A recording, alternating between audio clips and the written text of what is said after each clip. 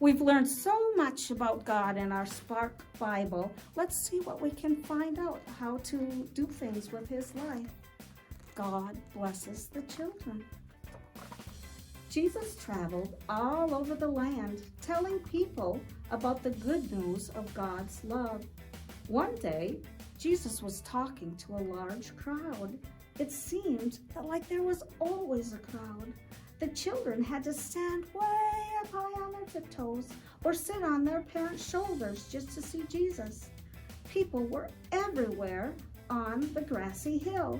They were laughing and smiling and waiting for Jesus to tell them more about God. Jesus said, God loves you and you and you. He wants you to love other people too. One mom said, I want my children to know what Jesus is saying. Other parents wanted their children to hear Jesus too. They moved closer and they put their children down on the grass. One small boy tugged on Jesus' rope and Jesus turned around. Ah, said Jesus, smiling, and he bent down to hold the hand of the children standing nearby. But the disciples scolded the parents. What do you think you're doing? Jesus is too important and too busy to see these children. Move your children back. But when Jesus heard the disciples say these words, he stood up and he turned and talked back to the grown-ups. What do you mean? Jesus said to the disciples. These children are as important to me as you are.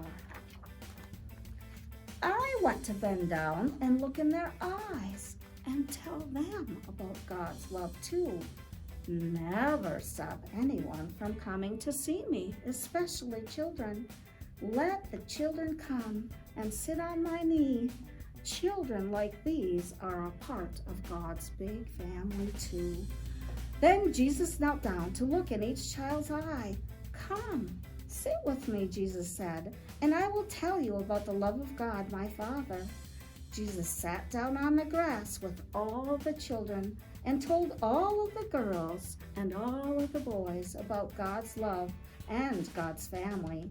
Then Jesus put his hand on every girl's head and every boy's head, and he blessed them, saying, Remember, God and I love you just the way you are.